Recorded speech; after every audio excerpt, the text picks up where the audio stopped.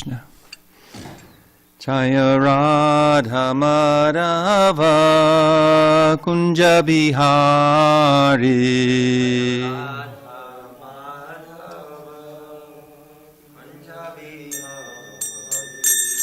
Jaya Radha Madhava Kunja Bihari.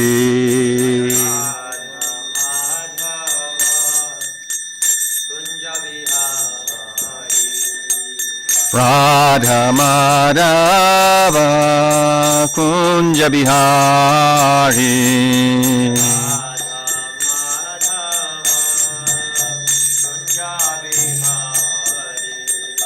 Radha Giridhari Radha Giridhari Radhe.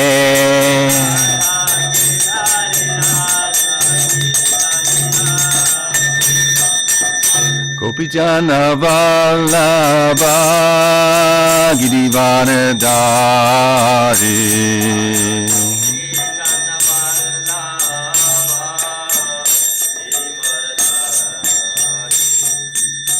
Gopijana Vallabha Giridharidhari.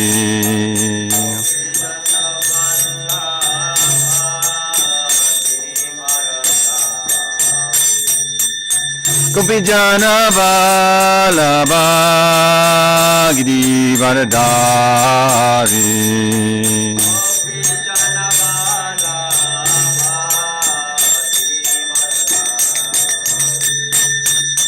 Yasodhanandana Brajajana Ranjana.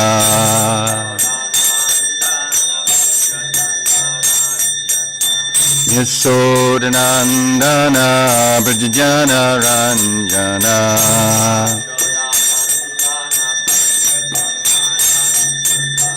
Yasodhanandana Brajajana Ranjana.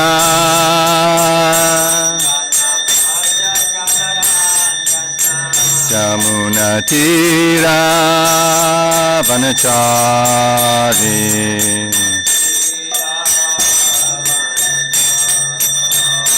Jamuna Tira Vanachari.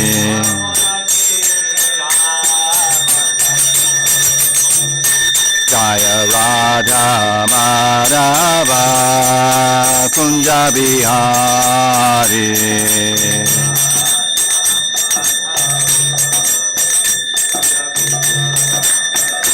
Jaya Radha Madhava Kunja Bihari.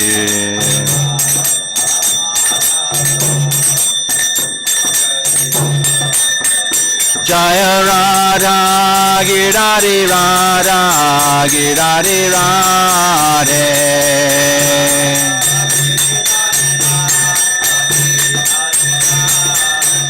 Jaya Radha Giridhari Radha Giridhari Radhe.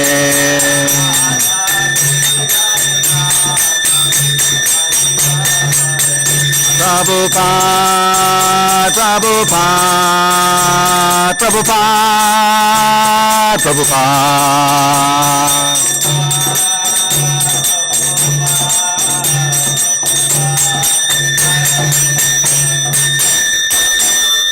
Srila Prabhupada ke Jayam Vishpad Paramahamsa Pravijayakacharya Sotara Sata Shishimadesi Bhaktivedanta Swami Maharaj Srila Prabhupada ke ISKCON BBT founder Acharya Jagat Guru Srila Prabhupada ke Jayam Vishpad Paramahamsa Pravijayakacharya Sotara Sata Shishimad Bhakti Siddhanta Saraswati Goswami Maharaj Prabhupada ke Grantaraj Srimad Bhagavatam ke Grantaraj Sri Chaitanya Charitamrita ke.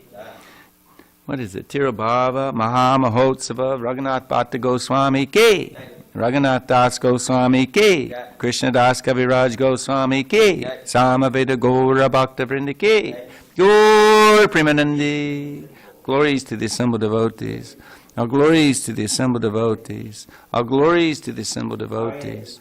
All glories to Shishi Guru and Gauranga. Glories to Srila Prabhupada. Om Namo Bhagavate Vasudevaya.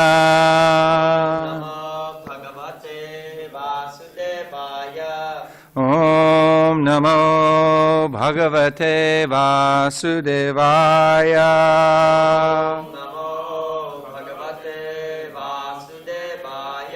Om Namo Bhagavate Vasudevaya.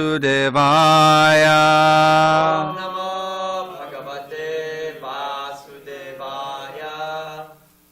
Beginning to hear from Srimad Bhagavatam, Canto 4, Chapter 7, Sacrifice performed by Daksha, text number 36.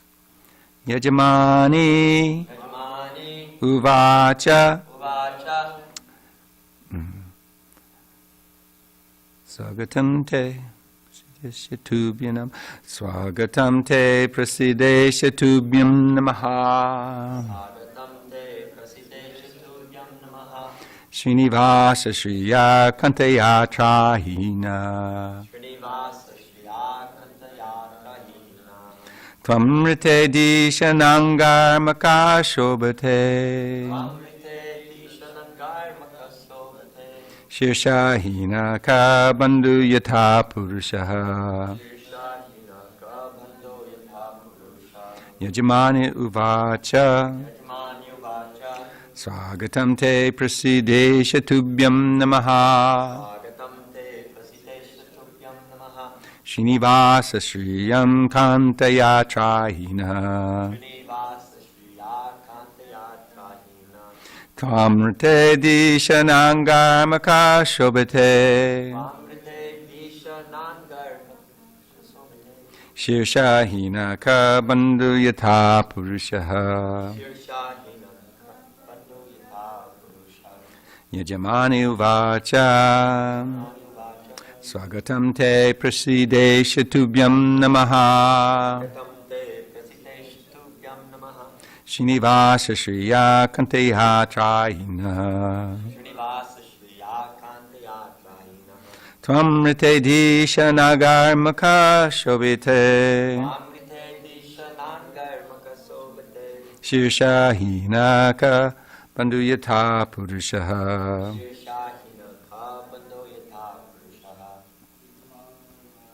Yajamanu Vacha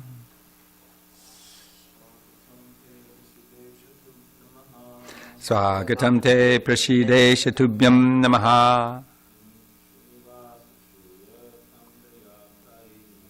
Srinivasa Shriya Kantaya Trahina Tvamrite Dishanangar Makashobhate Shirshahina Ka Bandhu Yatha Purushaha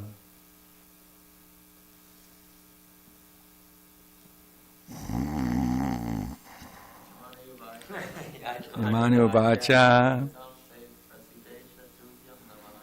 Swagatam te prasideshatubhyam namaha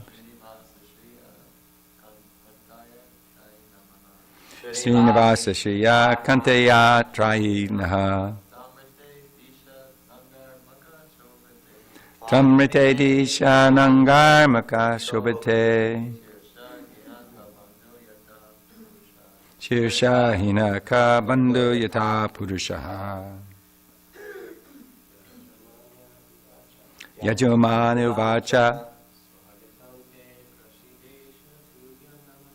Swagatam te prasideshatubhyam namaha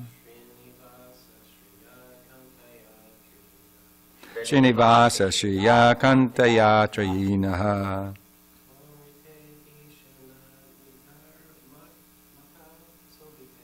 Tamrite Dishanagar Pramakashobhate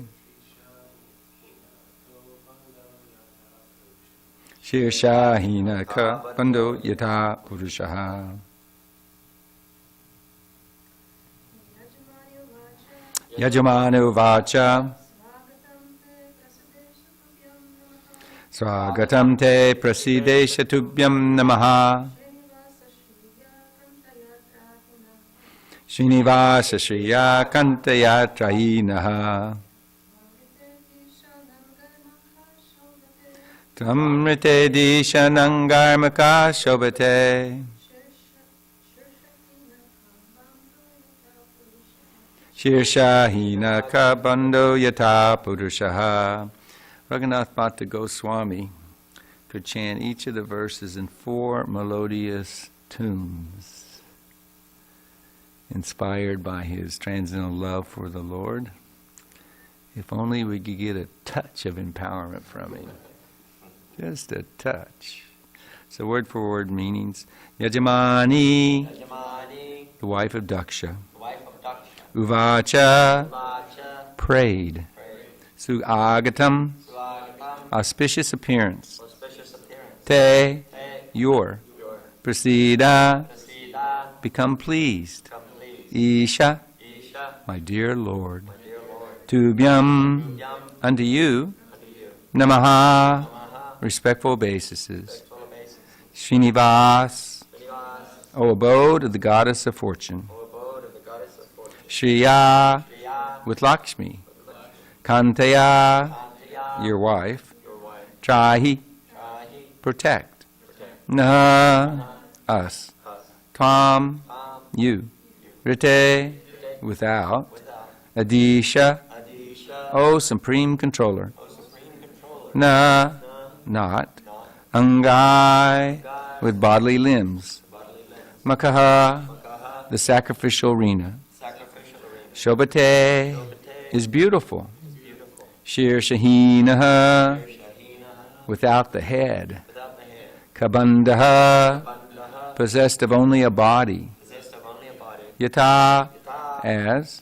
Purushaha, a person. Translation. The wife of Daksha prayed as follows. My dear Lord, it's very fortunate that you have appeared in this arena of sacrifice. I offer my respectful obeisances unto you, and I request that you be pleased on this occasion. The sacrificial arena is not beautiful without you, just as a body is not beautiful without the head. Please repeat. The wife of Daksha prayed as follows.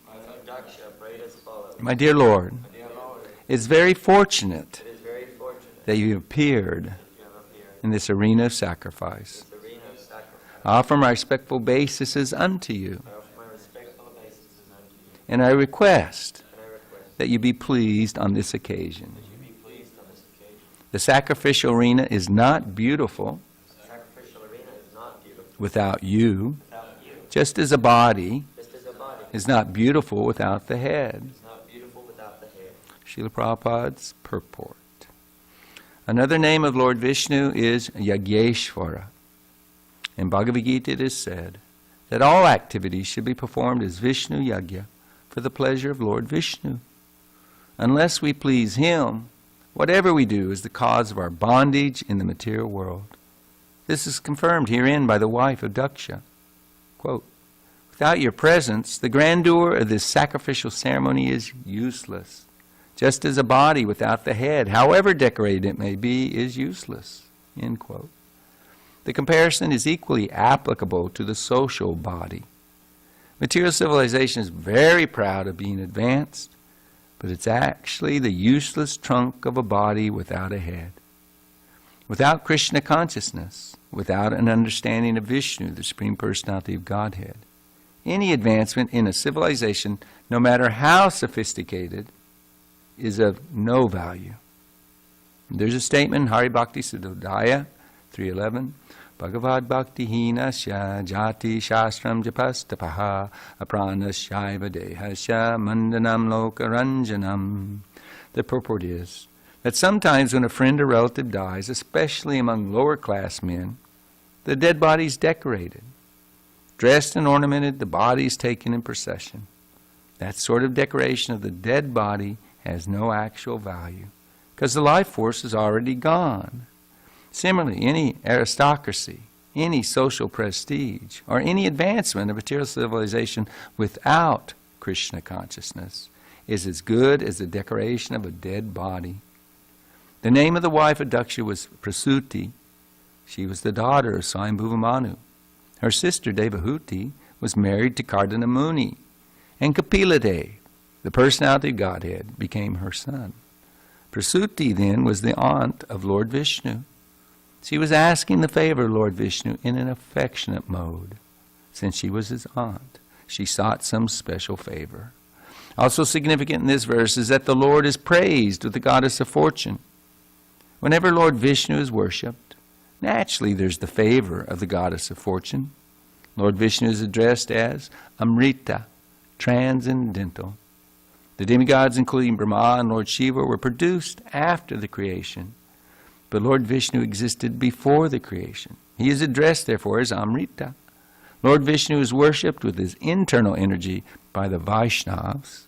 Prasuti, the wife of Daksha, implored the Lord to turn the priest into Vaishnavas instead of simply fruitive workers performing sacrifices for some material benefits.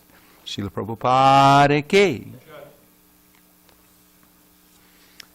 If we could pray together. Om Gyanatimarandasya Gyananjana Salakaya Chakshun Militam Yena Tasmai Shri Gurave Namaha Shri Chaitanya Manobhishtam Stapitam Yena Putale Swam Rupa Kadamayam Dadati Swapadandikam Vandeham Shri Guru Shirta Patakamalam Shri Gurun Vaishnavamscha Shri Rupam Sagrajatam Sahagana Raghunathan Vitam Tam Sajivam Sadvaitam Savadutam Parijana Saitam Krishna Chaitanya Devam Shri Radha Krishna Padam Sahagana Lalita Shiva Shakan Vitamscha Hey Krishna Karuna Sindho Dinabandho Jigatpate Gopesha Gopika Kanta Radha Kanta Namostate Tapta Kanchana Gaurange Radhe Vrindavanishwari Vrishabhanu Sutta Devi Pranamami Hari Priye Vanchakopatrubhyascha Kripasindubhyevacha Patitanam Pavanebhyo Vaishnavebhyo Namo Namaha Shri Krishna Chaitanya Prabhu Nityananda Shri Advaita Gadadhar Shivasari Gaur Bhakta Vrinda Hare Krishna Krishna Krishna Hare Hare Hare Rama Rama Rama Hare Hare. To paraphrase Srila Krishnadas Kaviraj Goswami, when he was revealing his thoughts about being given the service of writing down the pastimes of Sri Chaitanya Mahaprabhu, he said, I am foolish, low-born, and insignificant, and I always desire material enjoyment. Yet, by the order of the Vaishnavas, I am greatly enthusiastic, this is where I paraphrase, to speak on these transcendental subject matters. So this is the proper example set by all the acharyas. When we're new in Krishna consciousness, we don't realize what a vista of association is available to us. The previous acharyas are there in their names, in their instructions, in their memories, their glorifications. And it's a personal relationship that is available. Before one can tap into that, one certainly needs to develop a personal relationship with Srila Prabhupada and his spiritual master. If one doesn't personally connect, then Krishna consciousness stays theoretical, intellectual at best. So this is a gold mine of nectar, this purport and the day in which we celebrate. 3 Vaishnavas chose to leave on this auspicious day. Exalted Vaishnavas. All of them manjaris in service to Srimati Radharani and Krishna. In Krishna Lila, and all of them Goswamis in Chaitanya Lila. Tonight we're going to be hearing the glories of Lord Ram, the killing of Ravana. It's a festival every day if one is in the mood, in the excitement, enthusiasm of Krishna consciousness. So, hoping for the mercy. It's so wonderful how Srila Prabhupada, he'll take these verses in Srimad Bhagavatam, he'll take the purports given by the previous acharyas, and he'll give a specific slant to it that's applicable for this day and age and for the next 10,000 years. There's not a lot of sacrifices going on.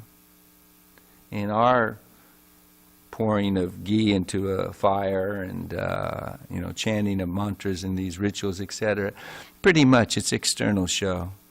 It's a feeble attempt at performing sacrifices. Sacrifice was the prescribed process for realization in Treta Yuga, a long, long time ago. The holy names of Krishna, the congregational chanting of the holy names of Krishna is the only hope for us fallen, lowly, contaminated, sinful, living entities in Kali Yuga. It's the only hope. And everything's in the holy names. Just as in the Om,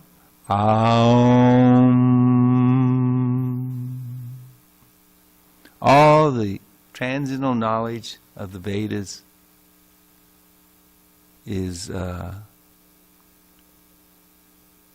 included. And in the chanting, this congregational chanting of the holy names of Krishna, all the sadhya, all the goal, all the essence of transcendence in devotional service is contained. And it's nice to see Srila Prabhupada talk about how there's such a dire necessity in this modern age to inject Krishna consciousness in the zombie-like consciousness of the sinful people of this age. Srila Prabhupada and any pure devotee who recognizes the world for what it is. It's a refuse. It's a junkyard.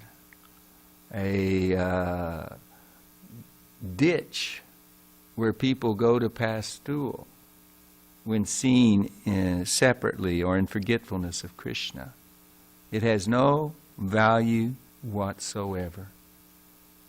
Just like a dead body, what is its use? It's something you burn, it's something you bury, it's something you throw away to be eaten by the vultures or dogs. It has no value. Its value is when it can be utilized in activity and thoughts, ideally in the service of the Lord. That's its true value. But in this day and age, there's no conception of that. My son early this morning was telling me that one of his co-workers, who's just a couple of years older than him, I assume, he's 29. She has a brother, a younger brother, who's 24. Just diagnosed with, what do they call it? Phase 4 cancer. Basically, if you follow the route of the AMA and the doctors of our society, basically that's your ticket to death. They're not going to help you. They'll kill you quicker than most people imagine, giving them some false hope with their chemotherapy and etc. Like Vaisheshika posted on Facebook, he heard some hospital people speaking that when a horrible, tragic reading of the x-rays and the diagnosis is given, when they ask each other what was the diagnosis, what was the results, they'll say, well, they shouldn't be buying a big tube of toothpaste because the toothpaste would outlast them. So this life is short and it is tragic. If we do not understand how tragic it is when we waste our time to the degree that we've thrown away precious time pursuing sense gratification, if we don't realize that in our own lives, we certainly are not able to realize that this world is a holocaust. For some people of Jewish descent, when you bring up the image of the Holocaust, that's the worst. And it's actually a sacred topic. You don't tread lightly when speaking of such matters. But this world, the entire world, is a Holocaust taking place right as we speak. Everyone's being slaughtered. And that's not the greatest loss. For one who's born, death is certain. But what is so tragic is that people don't even know that one who dies, birth is certain. And they have no clue what their next life will be. They have no clue what could be a glorious event of leaving this world, leaving this body behind. Because they don't have the tattva, the knowledge, the transcendental knowledge that the Vaishnavas possess. Then instead of looking forward to going back home, back to Godhead, upon leaving this body, one never returns again. Instead of having that hope and optimism, they only have fear, anxiety, sometimes anger, all negative qualities. And the Vaishnavas, they feel that. Their happiness is seeing people take to Krishna consciousness. In Bhaktivinoda Thakur's song, glorifying Narada Muni, when the entire universe was chanting, or is chanting, Hare Krishna, Krishna Krishna, Hare Hare, Hare Rama, Rama Rama, Hare Hare. Then the Vaishnava is happy. And until that day, they don't rest. They don't stop. They don't slow down to coast. They take life very seriously because they love Krishna. And Srila Prabhupada and our previous acharyas are the epitome, the personification of such compassion received from Lord Nityananda and Lord Chaitanya and their associates. And that's what they're trying to pass down to us. That's what every purport is striving home. Prabhupada brought it home that this society, it's so advanced. I mean, I was born 64 years ago. I can remember when you first saw somebody talking on this big brick-like thing and, walking down the street on a so-called cell phone, you thought they were crazy. Why would somebody spend that much money to be able to talk while you're walking instead of just going to home and call in or talk on the payphone? I can remember in the early years of my life, we had TV, and I didn't realize TV was in color until I was about 12 years old, because we couldn't afford a color TV. I didn't go to a friend's house that had a color TV. But to speak of the computer and this and that, it won't be long before the Uber you call to give you a ride is not going to have a person driving it. It's already happening. And the speed in which the, quote-unquote knowledge is transferred from point A on one side of the planet to point B on the other, or the volume of knowledge that is contained and at the fingertips of someone. It's all inconceivable, actually. It's the manifestation of the handiwork, if we may speak lightly or loosely, of Mayadanava. It's all the advancement of material energy. It's actually ass-like mentality, animal-like mentality. They take things and hold them very dear. If somebody loses their cell phone, it's a emergency, and it's a tragedy. One certainly becomes very angry. It's like you've lost your, life jacket while the Titanic's sinking. And people, relationship, modern society is being engineered, that's my conviction, to where we're all just isolated in little tiny cubicles. Cut off and weaken relationships. Strength is in numbers. Strength is in love and relationship and respect and friendship.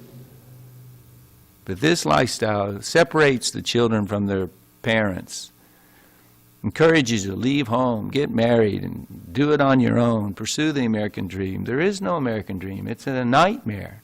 And even in the illusion when money was to be had on every street corner, any and everyone could have a job who wanted one, that was still the nightmare.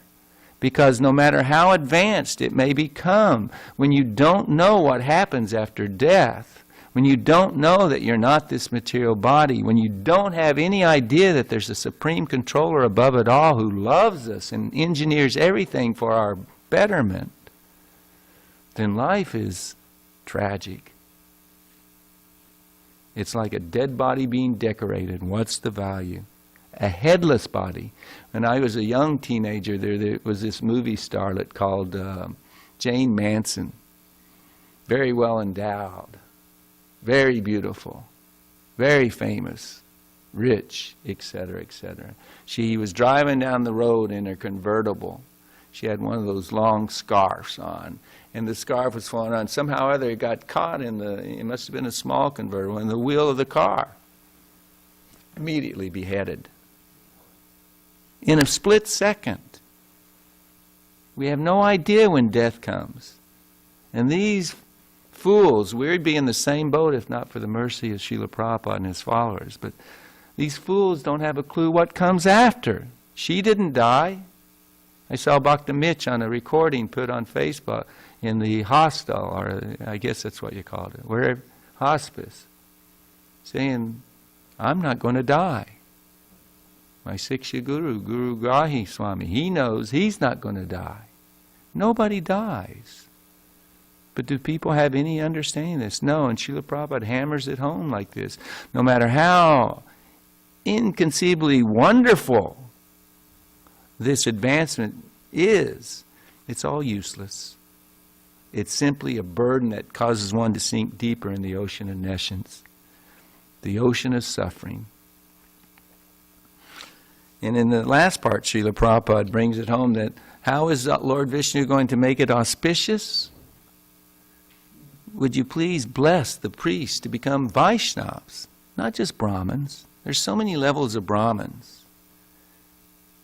Not fruity vectors, not simply interested in performing the yajna so I can get some dakshin, some prestige. But no, for the sacrifice, for the pleasure of Krishna, for Vishnu. He's known as Yagyeshwara, Yagyatar Kamano Yantra, Loko Yam Karma Bandhana. Everything outside of activities to please Krishna and the devotees causes bondage and causes suffering. There's the famous verses from Lord Rishabdev from the 5th canto. Nunam pramata kurate vikarma yadindriya pritya apnanoti nasadu manye yata atmano yam asanapi kleshada asadeha. People are mad after sense gratification. They do not know that the present body, which is full of miseries, is a result of one's fruitive activities in the past. Although this body is temporary, it's always giving one trouble in many ways.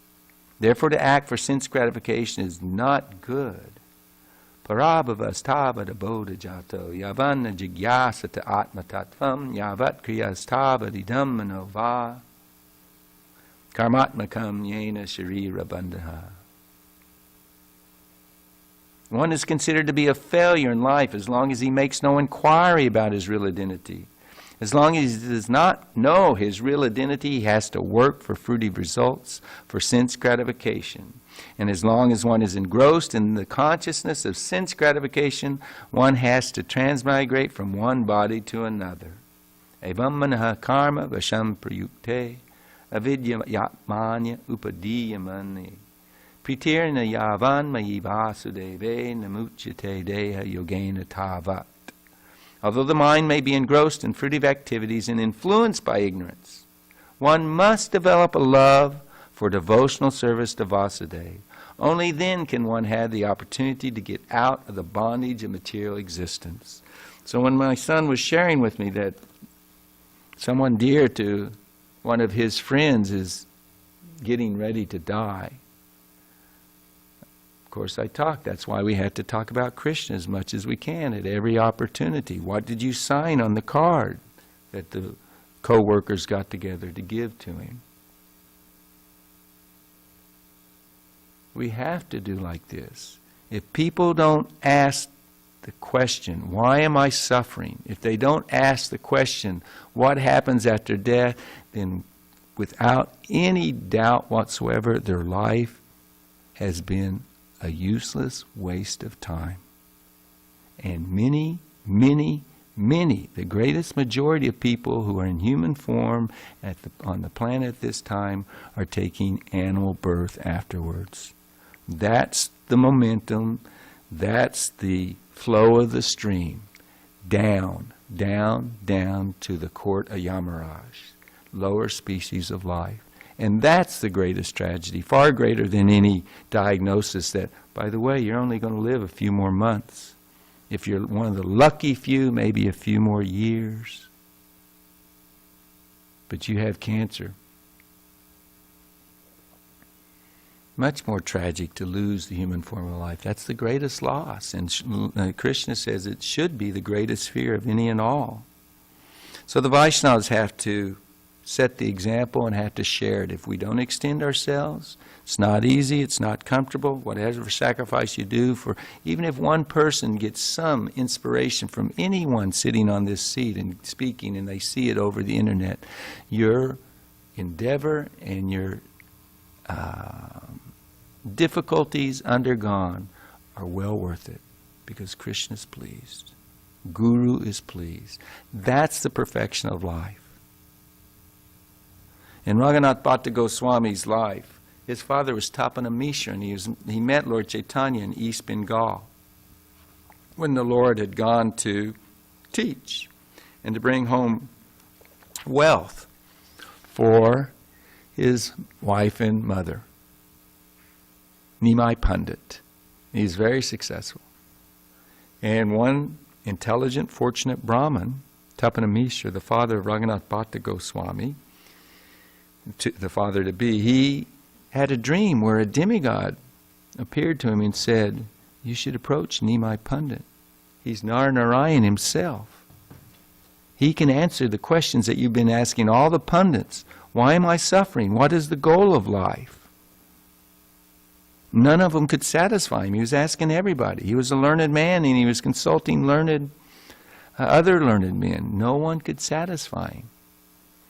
So he was instructed, very fortunately, to go and approach, and he did. He immediately, next day, he went and he fell at the feet of Lord Chaitanya.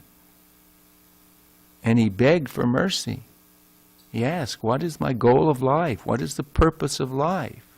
Why am I suffering? And there is a wonderful purport by His Divine Grace, Srila Bhakti Siddhanta Saraswati Thakur. His words will speak much better than me. And encapsulating, trying to tie these two things together, that life is hellish, that people are misguided. Even when they become inclined in spiritual life, the majority of them are cheated. One of the symptoms of Kali Yuga, always misguided. Unfortunate and misguided. Even if you developed a desire for spirituality, misguided. Cheaters and cheated. So Bhakti Siddhanta Saraswati Thakur says, I'll try and read slowly so you can appreciate. The process by which one attains his desired goal is called sadhana. The devotional scriptures refer to this sadhana as abhideya.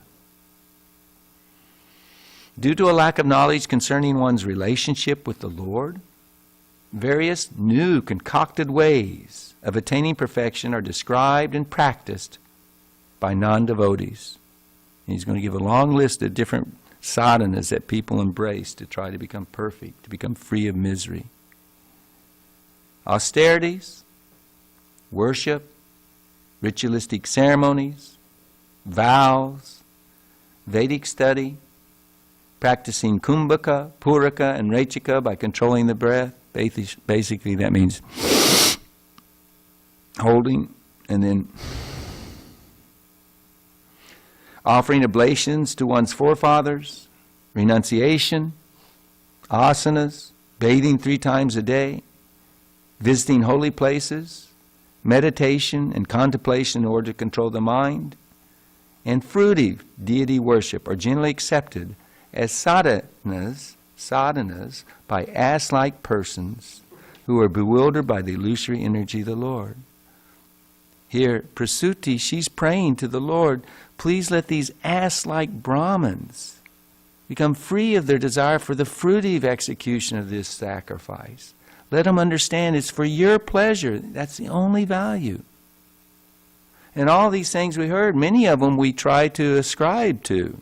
We try to embrace austerities, renunciation, Vedic study, visiting holy places, control of the mind, etc. But if it's not for the pleasure of the Lord under the guidance of the spiritual master, what is its value?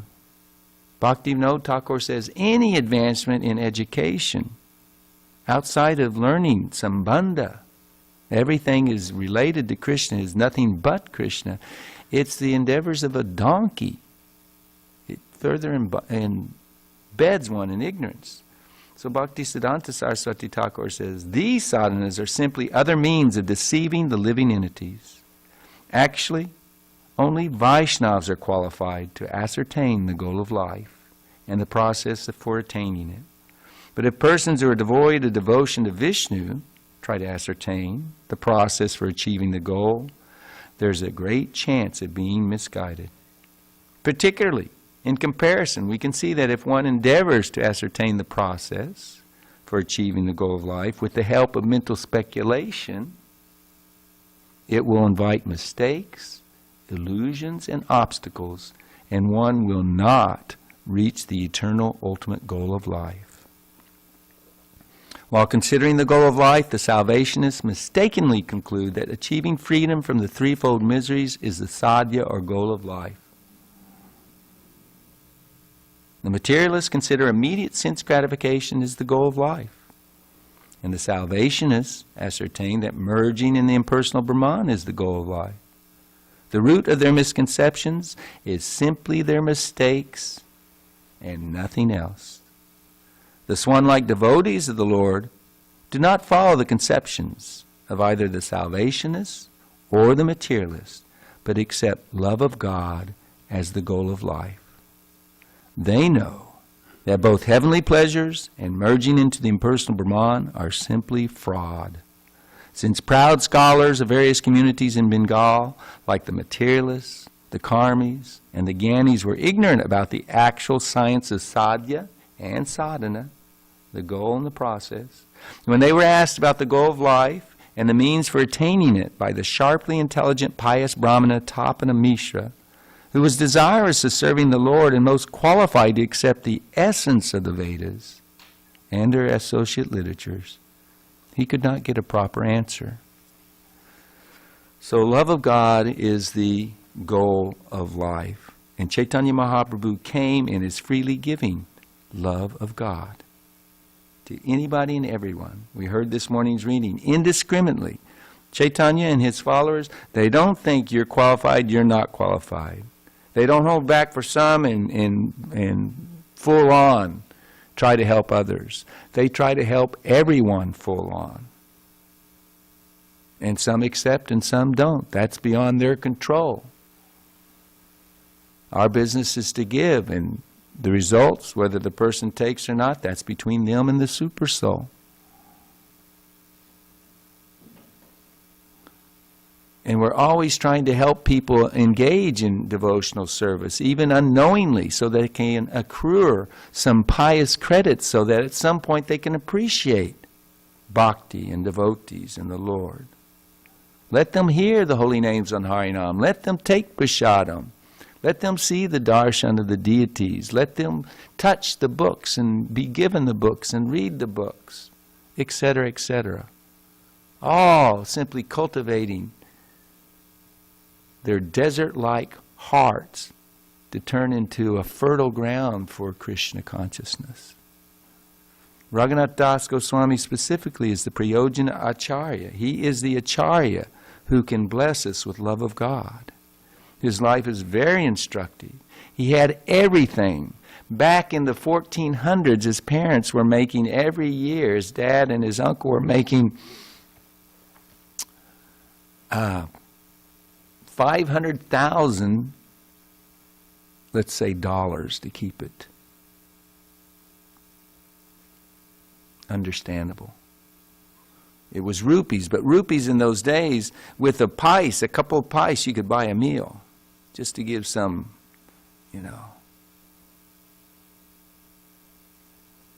correlation. They were filthy rich. He had everything. He had a most beautiful wife, and yet he wasn't satisfied. He got the mercy of Haridas Thakur when he was young, and from then on it was all auspicious. His spiritual master was Yadunandana Acharya, the family spiritual master, who was the recipient of Vasudev Dutt's mercy, who we know wanted to deliver the entire universe, to personally take on his shoulders the suffering of all others so they could be allowed to take the devotional service and go back home to Godhead.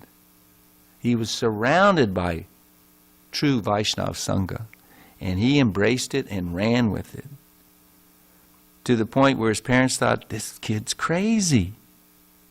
They put, 11 guards on him. X amount of guards, a couple of Brahmins to cook for him, and like a couple of secretaries or something. 7, 2, and 2. 11 guards. Lord Chaitanya, when he finally got the mercy of Lord Nityananda at Panihati, Nityananda said to all the associates, he enjoys more than the King of Heaven, and yet he has the facility to enjoy more than the King of Heaven, and he doesn't have the least bit of attraction for it. It's like that story I told, was it 2 days ago, of the thirsty devotee being taken to the court of Yamaraj to be judged, the fallen devotee, the bloop devotee. He was thirsty, and he asked if he could drink something. It was just a lake full of vomit, pus, and stool.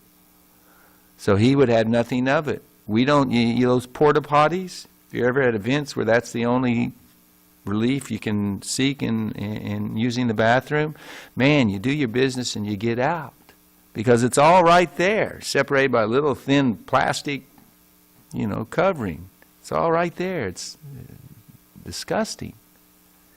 He considered his opulence, his beautiful wife, the ability to make countless riches, and all that went with it. They could feed the Brahmins of Bengal or benedict the Brahmins, take care of them in every way.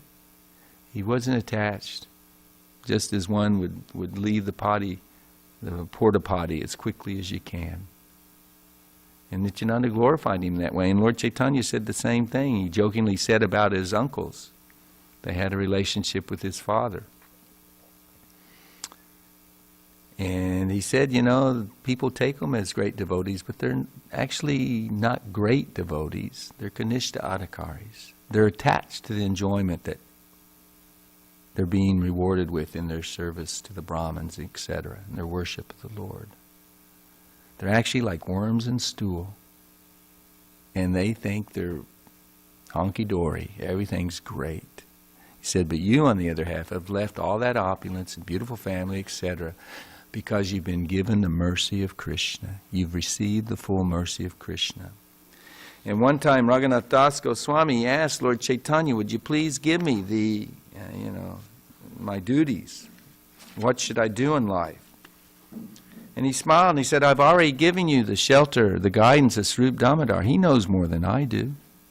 But if you ask, and he didn't ask personally, he asked through his spiritual master, Srup Damodar, his Siksha Guru.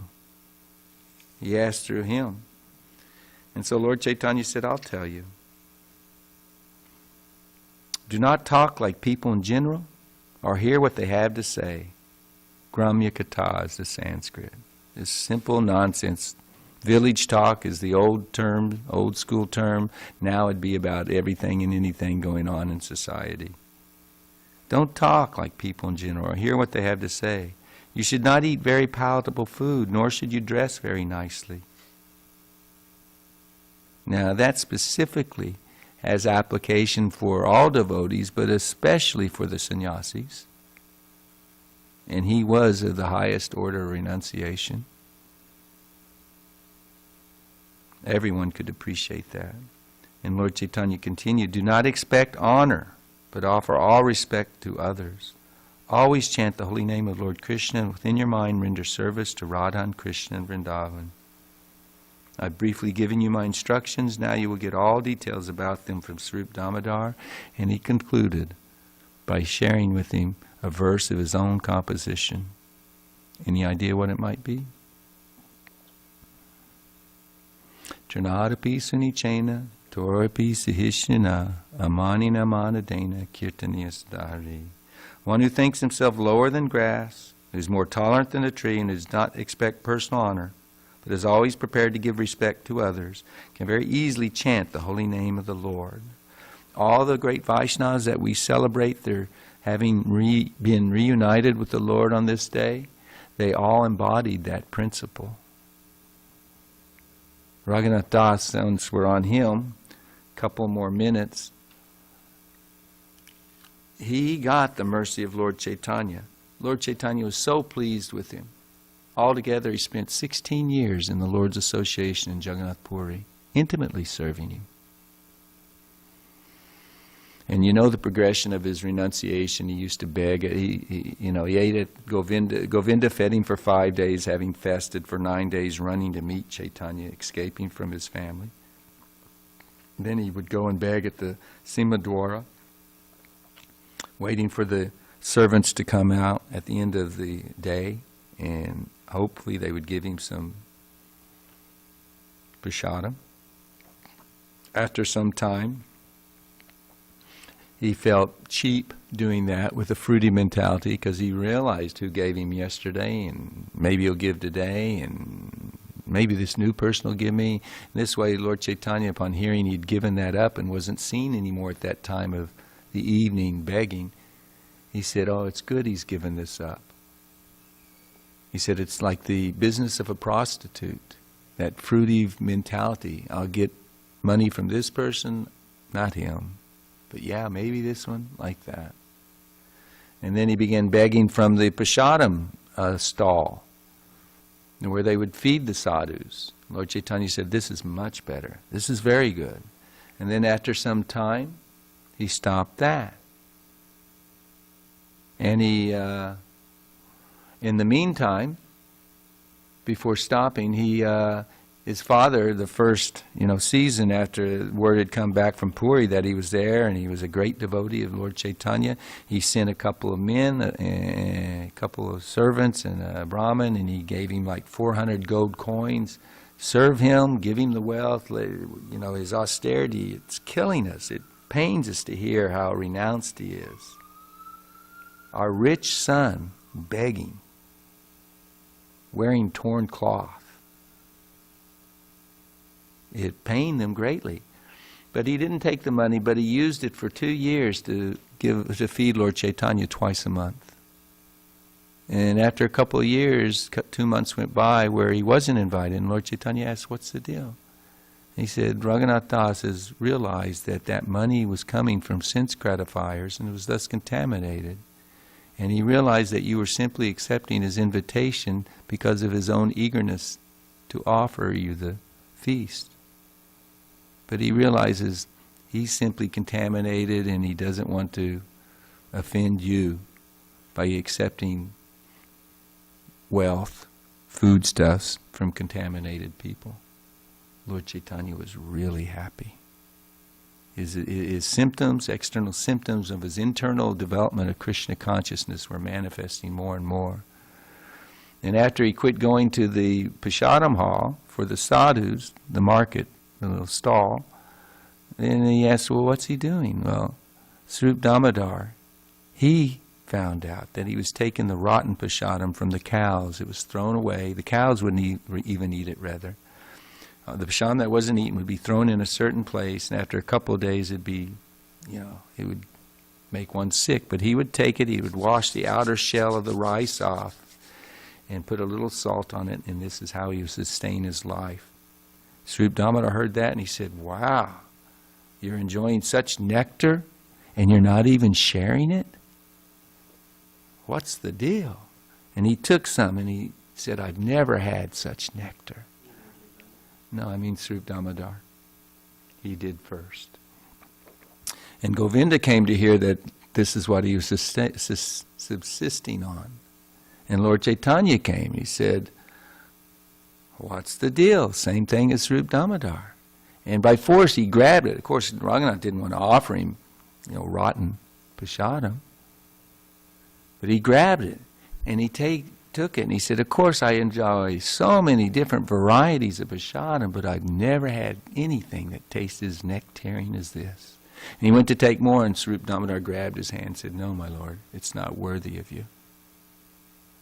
But the point was that he was so absorbed in service to the Lord, Chaitanya, and internally the service of Radha and Krishna, that he didn't have time to take care of his body. He thought it was practically a sin to take care of his body.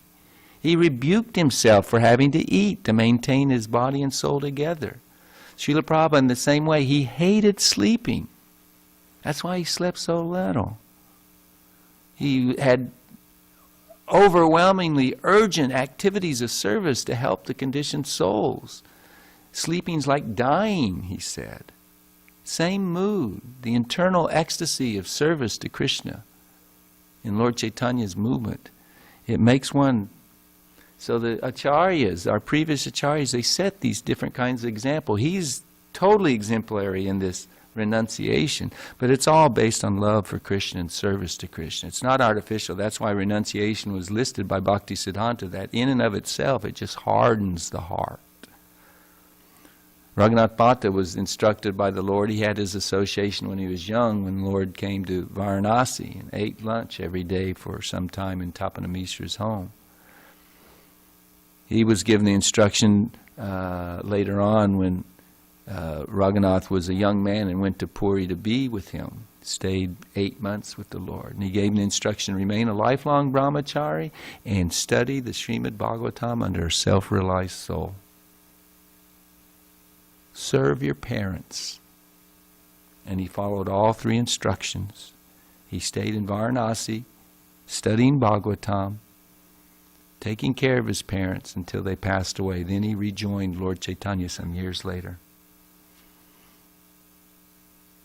And then he was allowed 8 months association and sent to Vrindavan under the shelter of Rupa and Sanatan Goswami. And everyone knows one of the central things of Raghunath Bhatta Goswami. He didn't write any books. He was just as scholarly as Rupa, Sanatan, Jiva, etc. He is right up there in their echelon. They were all close-knit, pure servitors of the Lord. He didn't write anything, but he was always hearing and chanting Srimad Bhagavatam and nothing else. The glories of the Lord. And if somebody wanted to discuss the weakness or the faults or fall downs of some other devotee, he wouldn't hear it. They're engaged in a devotional service. It's between them and the Lord. They'll be rectified in time. And actually all the Vaishnavas, they set that standard. It comes down. Different ways in which it manifests. But that's all part of the feeling oneself lowly and offering all respects to others. You don't have time to find faults in others because my slate is so dirty. The pile of dirty laundry is so huge, I have to take care of my own. Krishnadas Kaviraj Goswami got the direct mercy of Lord Nityananda. Why? Because he preached to his brother, you fool. You have full faith in Lord Chaitanya, but don't realize that Lord Nityananda is his life and soul and non-different from him? You have so little faith in him? Shown by his disrespect to Ramdas Manikatana Ramdas. Pure devotees can see right to the heart. They know the situation. And Ram Das got into an argument with him, glorifying Nityananda, and he left, breaking his flute in anger because his brother thought so little of Lord Nityananda. And Krishnadas Kaviraj Goswami, why did he get the mercy of Lord Nityananda? Because he chastised his brother. It's like you're taking half a hen, cutting off half and thinking, oh, I'll take the good part, the part that lays the eggs. No, they're the same. They're non-different. You have to accept them, both. Otherwise, you're going to fall down. And sure enough, he did. But that very night of having chastised his brother out of affection, trying to help him, Lord Nityananda appeared and said, I'm very pleased. Go to Vrindavan. All good things will take place. And they did. He was given the mercy and shelter of the Goswamis, Rupa and Sanatan, Raghunath Das. Every chapter he ends with taking shelter at the lotus feet of Rupa and Raghunath. He got the mercy of Madan Mohan, the blessings to write Chaitanya Charitamrita. He realized that Govindaji, Radha Govinda, were not mere statues, but they were the son of Mother Yasoda enjoying in the banks of the Keshi Ghat. The Rasa Leela, ever inviting all to come and participate. All good things took place. He was given the name Kaviraj because he was a poet, such a poet. Wrote Govinda Leelamrita. I mean, these three moons in the sky of Lord Chaitanya's firmament. To hear them, to remember them, to talk about them, to pray to them, we're so fortunate. Last thing I'm going to say is in regards to one of the last sentences near the very end. Lord Vishnu is worshipped with his internal energy by the Vaishnavas. We chant Hare Krishna. And I saw this interesting discussion. Kind of fit a picture I saw where Lord Buddha was sitting on an asana and he was instructing an assembly of followers. The way to enlightenment is through argument on Facebook. So anyway, somebody quoted Bhaktisiddhanta Saraswati Thakur. He exhibited the mood of Raghunath Das Goswami. Raghunath Das Goswami, being a Manjari, being most dear to Lord Chaitanya Mahaprabhu. Let's see if I can say the prayer. This was his inner mood.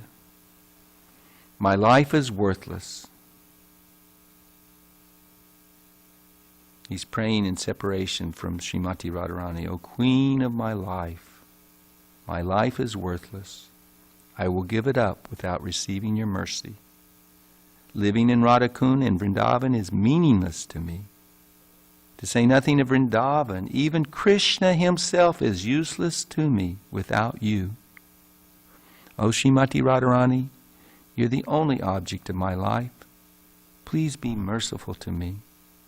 Crying profusely in great lamentation, I hold your lotus feet to my heart and beg for your loving service. May this Vilapa Kushamanjali, that's the name of the prayers, bring even the slightest satisfaction to you. So Bhaktisiddhanta Saraswati Thakur, he revealed the same mood, saying our branch from Rupa Goswami, we worship Krishna because he's dear to Srimati Radharani. Other Vaishnavas, they worship Krishna